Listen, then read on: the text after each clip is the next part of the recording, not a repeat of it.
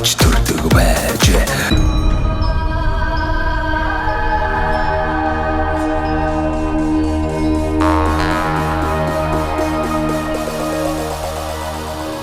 Монголчуудаа Монгол эх орныг танилцуулах зорилготой Сумдаа сайхан амьдрын нэвтрүүлгээ Дундговь аймгийн Цагаан Дэлгэр сумаас бэлтгэр гэж байна. Ингээд Цагаан Дэлгэр сумынхаа иргэдийн төлөөлөгчдийн хурлын дарга Төмөн Дэлгэртэй уулзж байна. Танд бас энэ сайхан өдрийн мэнд хүргэе. Тэгээд Цагаан Дэлгэр суманд ирсэн чинь цав цагаан болчлоо. Сайхан цастай л одоо өдрүүдэд нэвтрүүлгийн мэн зураг авалтад явагдаж байна. Та энэ сайхан Цагаан Дэлгэр сумынхаа тухай үг түүхээс сайхан танилцуулаач тийм ээ. Цагаан Дэлгэр сум маань 1924 онд байгуулагдсан.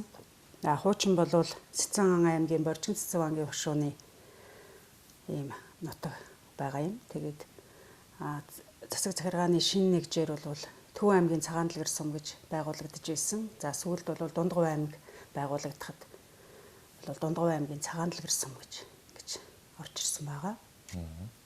Тэгээ манай нутаг бол тал хээр хосолсон ийм нутаг. Тэгээ цас бол нэлээд ахиухан ордог өвөлдөө. Тэгээ та бас цастай энэ үеэр таарч ирлээ. Энэ цас бол 2 дахь удаагийн цас байгаа. Тэгээд нэлээд ахиухан ороод бас сайхан байна тийм. Хор цастай үеэр иржээ та. Үстэй сонирхолтой байлаа. Ингээд Дундговь аймгийнхаа одоо 8-9 сумаар явж байгаад Цагаан Дэлгэр сум гэж одоо ямар сум байдгийг бол гэж бодоод явж исэн. Анх удаа л ирж байна. Тэгээд ирсэн чил одоо яалчгүй одоо их сайхан цагаан сум байдгийг юм байна. Цасч орлоо сайхан их сонирхолтой өрмөц гоё санагдаж байна. Дундговийн сумдууд ер нь өөр их онцлог байна. Тэгээд танай сумын хувьд бас ямар онцлогтой вэ? Ямар сайхан алдар суутангууд бас энэ сум орнотгоос төрөн гарсан байдгийн сумын л брэнд гэж үссэн байж шүү дээ одоо тий. Танай сум юугаараа онцлог сум бэ? За манай сумын хувьд бол ер нь хамгийн гол онцлог нь бол боржгон гэсэн одоо ёс заншил тэгээд одоо өв соёл бүхэл одоо талаараа бол боржгоны одоо гэсэн одоо брэндүүдийг хадгалж үлдсэн сум гэж бол бид нар өөрсдөө үздэг. Тэгээд ер нь бол боржгоны томоохон өв соёлууд бол энэ нутагт хадгалагдаж байдаг. Түүний нэг жишээ нь бол Боржин Цэцэн ангийн хөшөөний 2 том хийд байсан. Шашин номын түүний нэг нь бол Баруун Чойрын хийд, Зүүн Чойрын хийд гэж хэлсэн. Баруун Чойрын хийд нь бол манай энэ сумын нутаг дэвсгэр дээр байдаг. 37 онд хаагдаад 90 онд сэргээгдэхэд бол энэ сумын төв дээр тухайн үедээ шавилж байсан шавнараас нь байсан хүмүүс лам нар бол сэргээж байгуулаад одоо энэ сумын төв дээр байгаа. За ер нь бол тухайн үедээ эд одоо сайхан шашин номын үйл хэрэг нь мандаж явах үедээ бол 1000 гаруй шавтай тийм томоохон хийд байсан. За тэрэнд бол олон хутаг туйлгаадууд мэндэлсэн байгаа. Номын мэрэгдүүд, за түүний одоо үр садууд, шавнар гэдэг олон одоо мэрэгдүүд үргэлжилж төрж байдаг ийм сайхан авшигтай нутаг байгаа юм. Тэгээ хамгийн сүүлд бол Ловон хуйлгаа Афган данзан нэм гэдэг хүний 5 дугаар дүр нь амьдарч байж байгаад сая 81 настайда 2022 онд бурхан болсон байгаа. За тэгээд номын мэрэгдүүд бол олон төрсөн. Одоо шинжлэх ухааны мэрэгдүүд ч бас олон төрсөн юм. Бас сайхан уламжлалтай нутаг.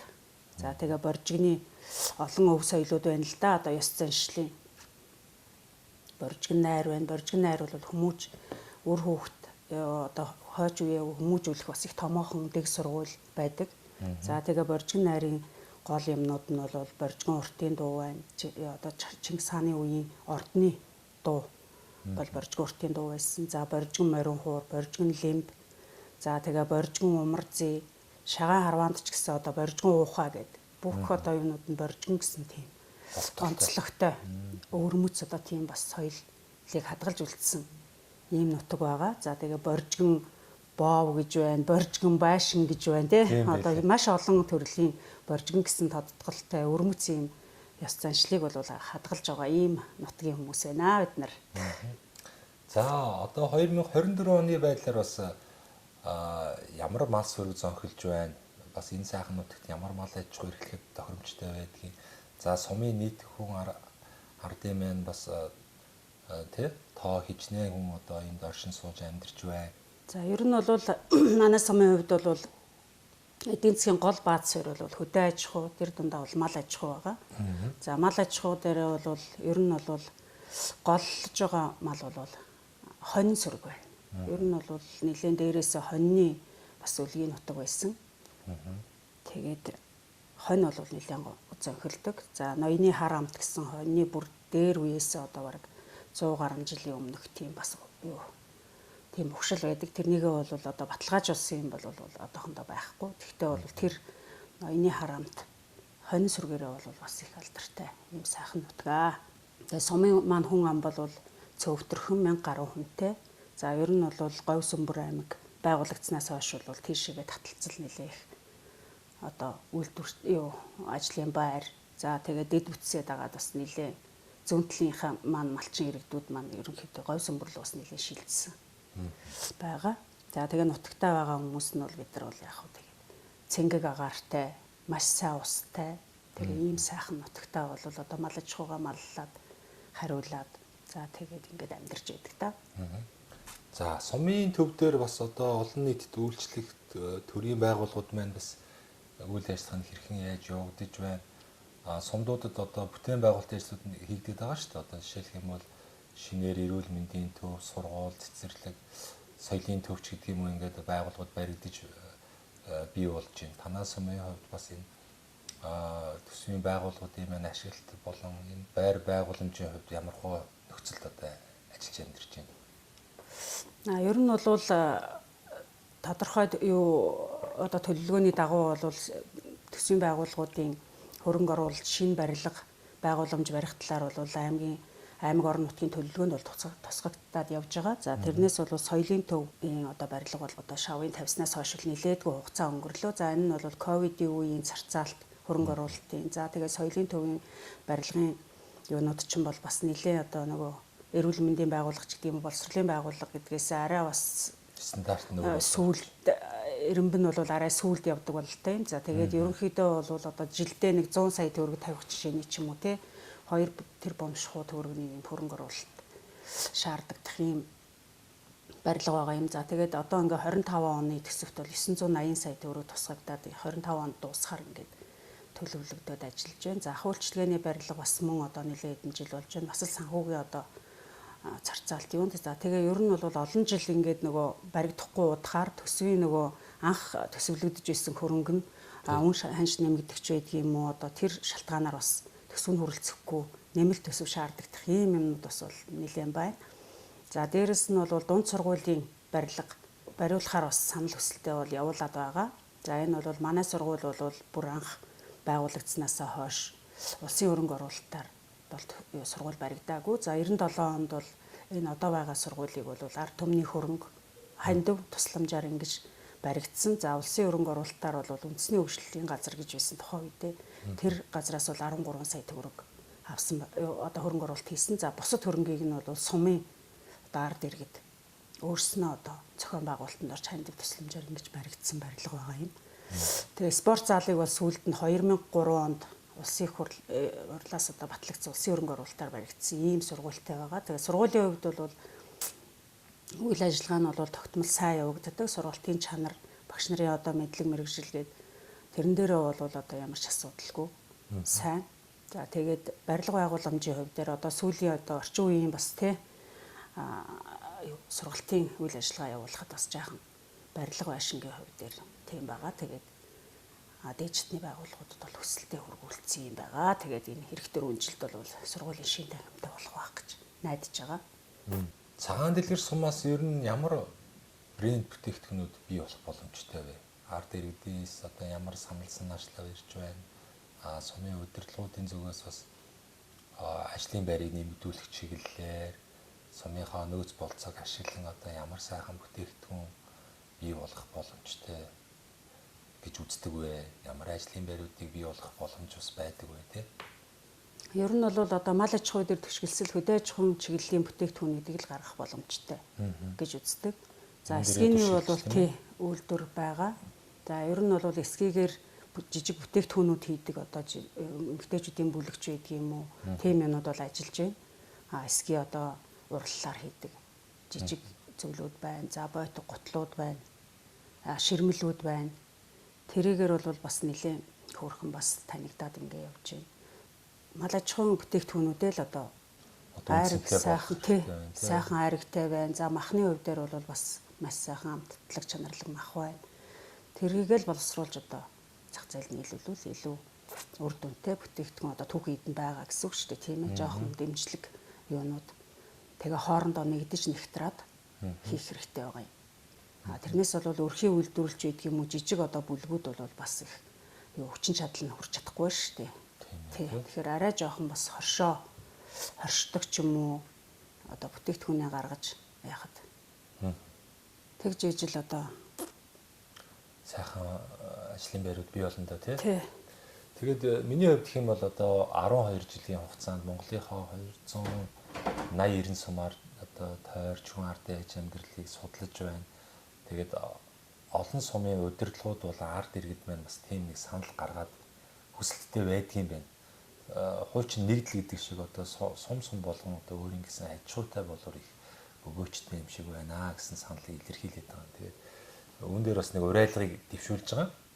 330 сум болгон одоо өөрийн гэсэн одоо хувьцаат компанитай болвол их зүйтэй юм байна. Хуучин нэгдэл гэдэг шиг. Тухайн одоо 1000 гаруй хүн, 2000 гаруй хүнтэй сумууд маань бүгдээрээ тэр одоо хувьцаат компани хувьцаа эзэмшигч. Тэгээд энэ нутгаас одоо гарч ирж байгаа мал аж ахуйн түүхийд бүх бараа тааварыгаа одоо тэр хувьцаат компанид төвлөрүүлээд махны цэгч үед юм уу арьс шир одоо ноолуурын боловсруулалтын жижигхэн хөргөн цехүүд бий болгоод тэнцэнэ анхан шатны одоо тортолтыг хийгээд одоо дотоод гадаадын үйлдвэрлэлүүд нийлүүлэх түүхийдийг хангах цаашлах юм бол одоо болж ивэл энэ чинээ сайхан цех бий болгоод одоо эцсийн бүтээгдэхүүн үйлдвэрлэх тийм ээ сайхан цамц хувцас сунаар юу гэдгийг одоо хүний хэрэгцээ шаардлага юу вэ үүн дээр тулгуурлаад ингээ үйлдвэрлэл эрхлэх боломж сум болгонд байна. Үүнийг мань одоо манай бодлого боловсруулах төвшний одоо төр засаг аймагаас ингээд дэмжиж өгөх юм бол ингээ сум болгон нэг юм хувьцаат компанитай тий одоо орчин одоо энэ шаардлага хуучин бол нэгдлэгээд бид нар чинь туршаад үзсэн зүйл шүү дээ. Тэгэхээр ингүүл их бүтээмж гарах юм байна. Ингүүл одоо ажлын байрууд бий болох юм байна. Ард иргэдийн одоо гарч байгаа мах болон бусад бүтээгдэхүүн өнгөтгөх нь багасах юм байна. Адаглаад энэ ч нэг махны цэгтэй байхад тийм ээ. Арьс шир боловсруулах. Тийм. Энийг одоо ингээд сайхан тордоод чадвал бүр эцсийн бүтээгдэхүүн хүртэл үйлдвэрлээд ингэх юм бол бас ашиг орлого сайхан олох юм байна. Тэгээ сайхан ард иргэд нөгөө хувьцаат компани хянаад сайн менежер нь удирдах явчих штэ гэсэн ийм саналуудыг илэрхийлээд байна. Таны хувьд бас энэ Монгол орны 330 сум болгон яг энэ сумынхаа ард иргэдийг оролцуулсан хувьцаат компани байгуулах нь юу зөв үү буруу юу? Энэ төр засгаас бол одоо нэг шинэ хоршооч гэдэг юм ингээл янз бүрийн судалгаатай ч юм уу судалгаагүй ч юм уу ингээл хэрэгжүүлэх гээл яваад ах шиг байна тий. Та үүн дээр бас ямар бодол санал байна? Ерөнхийдөө бол одоо ямар ч хэсэн гэсэн жижиг тийм одоо бүлэгч гэдэг юм уу одоо бага хэмжээний жижиг хоршоонууд эдэр бол бас жоохон явц муутай байна л да. Ерөнхий юугаар нь харахад бол ченж маягийн нэг баахан болчиход байгаа байхгүй юу? Ноолуур цуглуулаад тэрийг нэг нааш нь одоо энэ урагш нь гаргадаг ч гэдэг юм. Тийм л үйл ажиллагаа харагдаад байна. Тэгэхээр бол одоо 330 сумд бүгдээрэнд нь ижлэхэн одоо юунууд байж хэрэггүй шүү дээ. Манай аймгийн одоо 15 гэгчтэн тий нэг аймгийнхаа 5 сумын дунд ч юм уу нэг арьс боловсруулах үйлдвэрч байдаг юм уу? Аймгийнхаа хэмжээнд нэг том махны үйлдвэрч байдаг юм уу тийм ээ? Тэгээд тэрэндээ нөгөө бэлдээд тодорхой зохион байгуулалтанд л ороод нэг юу болох хэрэгтэй. Арай томхон хичнээн гишүүнтэй ч байдгийн тийм ээ. Тэгэхгүй бол жижиг байгаад бол бас үр дүн муутай. Зөвхөн л одоо өрхийн ч юм уу нэг тодорхой хэдэн хүмүүсийн л юу болоод байгаа байхгүй юу. Тэгэхээр бол тэр хувьцаат компани гэдэг дээр бол ерөнхийдөө бол бас буруу биш. Гэхдээ бол маш сайн зохион байгуулах хэрэгтэй тийм ээ. Нэг хит туйлшрах юм бол тэгээ юм чинь нөгөө юугаа алддаг шүү дээ. Нэг компаничилж одоо нөгөө компани гишүүн болгох ч биш тийм. Тодорхой хүмүүстэй ойлголт өгөөд ийм байвал ийм байна гэдгээ маш сайн ойлгуулад ингэж хүмүүсийн хандлагыг өөрчлөөд ингэх юм бол болохгүй юм байхгүй л дээ. Тэгж ижил одоо маш их сайхан бүтээгдэхүүнүүд хаягдж шүү дээ. Арьс ширнүүд байна, дотор эрхтнүүд байна, тэгэл юунууд байна, толгой ширмээр тэгэл ирсэн.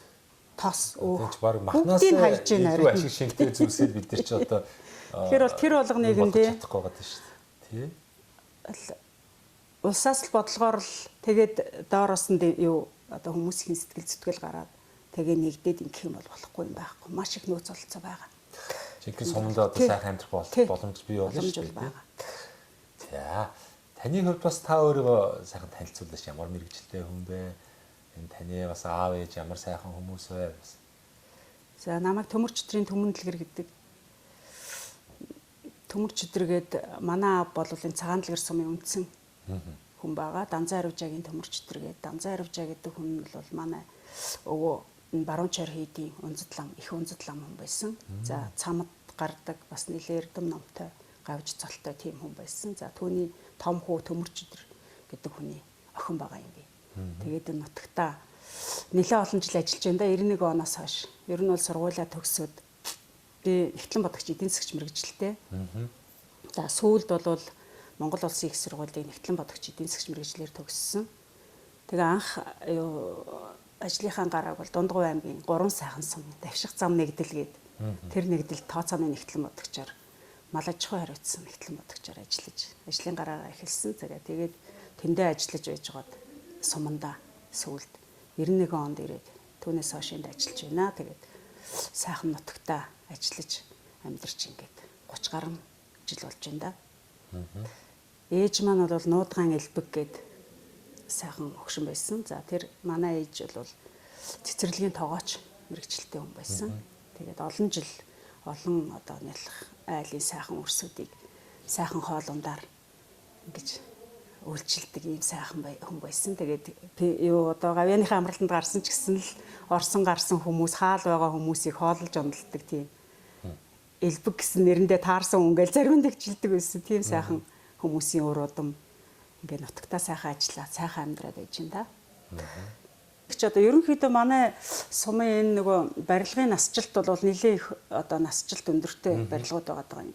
Одоо соёлын төв гэхэд маань бол 1954 онд бас л ард иргэдийнхээ одоо хөрөнгөөр манай сумынхан ч одоо ямар ч онцлогтой юм идэхгүй ямар ч хэлсэн гэсэн ингээл бүтээн байгуулалт хий нутгаараа хөдлөе гэдэг юм бол айгүй их хөдөлдөг. Зохион байгуулалтанд орч чаддаг тийм сэтгэлтэй хүмүүс юм шиг байгаа юм. Тэгээ энэ соёлын төв одоо улаан болон тухайн үед клуб гэж хэлсэн тэрийг барихад бас л ард иргэд нь хандив цуглуулаа. Тэрэн дотроос хамгийн их хандив өгсөн хүн Совд гээд худалдааны ахмад ажилтны тийм 30 мянган төгрөг тухайн үед. Одоо 1950 оны. Тэр бол маш их мөнгө. Тийм байна. Тэгээ дээрэс нь хүмүүс өөрсдийнхөө хэмжээнд ингээл мөнгө төгрөг малах уу юу гэдгийг тэрийг хоримтлуулад ингээ баригдсан. Одоо энэ шинэ соёлын төв барьсан ч гэсэн хуучин соёлын төв бол түүхэн барилга гэж хадгалж үлдэх зүйтэй гэж миний хувьд бол боддог. Тэгэлгүй. Энэ их сайхан дурсгалтай тэгээд нутгийн маань ийм сайхан хүмүүсийн бас хөрөнгө хүчээр баригдсан. За нутгийн бас хүмүүс өөрсдөө барьсан гэж байгаа юм. Одоо хүртэл шал мал нь сайхнараа шүү дээ. Тийм сайхан клуб байна. За тэгээд тэр дунд сургуулийн барилгыг одоо бас барихад бас л нутгийнхан чин сэтгэлээсээ л бүгд л ажиллаж одоо энэ одоо Баянтал сум болчиход байгаа 18 чинь бол зүгээр зөрөлгөл байсан ш тухайн үед 90-ад онд. Тэгээд хэд чин тэндээс чин бид нар чин барилгын юунуудыг чин буулгаал хэмгэрч нурсан. Бүх тоосго моосгонуудыг нь цагаалаад зөөж авчраал. Тэгээд шалны банз манзж бүхэл одоо энэ сумын төвийн ажилчид бүгдээрээ л хөдөлж л тэгээд юу хандив хөрөнгө цуглуулаад тэгээд тэрийг зохион байгуулсан хүн бол одоо энэ Баянтал суманд амьдарч байгаа манай сумын засаг дарга нар хийж исэн лагшид нэмийн лавсрын гээд тэр хүн бас нэлээд сайн зохион байгуулж исэн тооцоо тооллогыг нь болохоор нацаг дөрж байгаа гэдээ бас их том нэгтлэн бодогч хүн байсан. Тэр хүн хийгээд тэгэл бүгд л эрвэхээрээ ажиллаж энэ сургуулийн хичээлийн танхимыг барьж исэн. Тэгээ одоо бол үнэхээр одоо бас л орчин үеийн шаардлаганд одоо тий зай талбай хувьд ч гэсэн тий дуулын секцэд хичээлүүлэхэд ч гэсэн бас жаахан байр танхимын хувьд учир дутагдaltaй л болчиход байгаа юм. За эмнэлгийн барилгын хувьд дээр бол 1978-9 оны үед баригдсан гэж байгаа юм. Тэгээ бас л нэлээ юу болсон. За 2014 онд дунд сургуулийг бас улсын хөрөнгө оруулалтаар 200 сая төгрөгөөр их засварт оруулсан. Бас мөн тэр ондоо хүн эмнэлгийн тэр барилгыг бас 200 саяар 196 саяар ч юм уу. Бас их засварт оруулсан. Тэгээд л жаахан арай бас өнгө дээр ингээл байж байна. За цэцэрлэгийн хувьд бол энэ 150 сая төгрөгөөр 2008 онд баригдсан уртлын улаан барилга. За энэ тэгээд нэг тэр барилгын одоо чанар юунаас шалтгаалдаг юм уу? Дээврийн бас суулт молт өгсөн гэдэг хүүхдүүдийг бас хичээллэж болохгүй гэсэн мэрэгжлийн хэлтийн дүгнэлт гарчаа ингээд ашиглагдахгүй зогсоод нэлээд хэдэн жил болж байна. Барилгагүй байгаа гэсэн үг нэгсэн доо. За тамгаан газрын энэ барилга бол хуучин шинэ эхлэлт нэгдэл гэж хэлсэн. Тэр нэгдлийн үеийн бас одоо тэдний хөрөнгөөр баригдсан юм барилга байгаа. Бас л 80-аад оны үед 78-9 оны үед юм уу 80-аад оны үед л баригдсан барилга гэж юм. Тэгээ ер нь бол одоо бас зарим нэг энэ юунуудыг тий хамгийн ихний ээлжинд бол эмнэлэг сургууль цэцэрлэг гэх мэтчлэнгийн тэгээ соёлын төв маань ингээд эрхчил ашиглалтанд орчвол бас залуучуудыг хөдөө амьдарч байгаа бид нар чинь тий заавалчгүй одоо 50 эд оныхон соёлын төвд цөөхөн үнэтэй гэдэг байж болохгүй тийм. Бас тодорхой хэмжээнд бас ийм шинэ барилгад орж хүмүүс нь бас соёлын үйлчлэгээ бас сайхан орчинд авч ивэл бас тийм ээ. Ахуй үйлчлэгээ соёлын төв хоёр маань ингээд ашиглалтанд орчвол бас сайхан бас энд амьдарч байгаа хүмүүстэй таатай байх л гэж боддتين. За баярлалаа. Тэгээ бас хэсэг хугацаанд сайхан нутаг орныхаа тухай танилцуулсан явдалд. Тэгээд манай нэвтрүүлгийн одоо хамтрагч нэг байгууллага байгаа. Мөнх Ампер Construction гэдэг одоо барилгын материал үйлдвэрлэдэг ийм их оронч залуучууд байгаа. Тэгээ манай нэвтрүүлгийг бас их үзэх дуртай. Монгол орныхаа 21 аймаг 330 сумыг тойрч бас тухайн сум орнот яаж хүмүүс сайхан амьдарч болох вэ гэдгийг харуулдаг учраас их дэмжих сонирхолтой. Тэгээ танаа нэвтрүүлэлд оролцож байгаа тэр сумдаа сайхан амьдрахыг хичээж байгаа тэр хүмүүс сайхан боломж олгоорой. 10% хөнгөлтийн эрх олгоорой гэсэн тэрийг одоо танд болон бас байгууллагын хэрэгцээнд шаардлагатай гэвэл одоо ашиглаарай гэдэг 10% эрх олгоё. Тэгээд Мөнх Ампер Construction. Мөнх Ампер Construction компани маань болохоор сүүлийн үед одоо барилгад өргөнөөр ашиглаад байгаа юм том лего блок, угсардаг блок үйлдвэрлэдэг. Богино хугацаанд хурдан барьдаг. За дээрэс нь одоо хөөсн дулаалга, сэндвич хатангууд, тийм ээ, хан дээвэр. За тэгээд одоо вакуум цонхнууд үйлдвэрлэж байна. Барилгын дотор гадар одоо буудаг эмүүс, гадна талын одоо фасадны чулуун буудаг хүртэл гаргадаг. Тэгээ ерөн барилга байгууламж барихад шаардлагатай бүхий л материалыг Монголдо одоо хямд чанартайгаар үйлдвэрлэхийг зорж байгаа юм их оронч залуучууд байгаа. Манай нэвтрүүлгийг бас дэмжээ. Нэвтрүүлгийн оролцогч нарт нь одоо бас 10% өнгөлтийг одоо эрхийг олгож байгаамаа танд олгоё. За дээрээс нь бас энэ завшааныг ашиглаад идэв шиг таныг таньж мэддэг одоо энэ сайхан нутгийн уугуул суугуул зон олон за Монгол орны 21 аймаг 330 суманд одоо амьдардаг таны ах トゥ төрөл төрөсөд таныг таньдаг бүх сайхан хүмүүстэй энэ нэвтрүүлэг гарах өдрийн чин сэтгэлийн мэдлэгийг та дэвшүүлнэ үү. За цагаан дэлгэр сумын маань уугуул суугуул энд ажиллаж амьдарч байсан нийт иргэд за ахын дүүс найз нөхөд одоо хөлийн чандад амьдарч байгаа нутагт нэгтнүүд та бүхэндээ энэхүү сайхан өдрийн мэндийг дэвшүүлье. Ингээд төрлөх нутаг Дундгой аймгийн цагаан дэлгэр сумаас мэдчилж байна. Тэгээ нутаг маань сайхан одоо намарчж байна. Тэгээд нутгийн зон олон болон нийт иргэд та бүхэндээ аз жаргал эрүүл энх хамгийн сайн сайхан бүхнийг хүсье өрөө. Тэгээд нутаг минь өөд өдөө үргэлж өрнөн дэлгэрч явах болтугай гэсэн сайхан өрөөлөөр та бүхэндээ өрөөлийг хүргэж байна.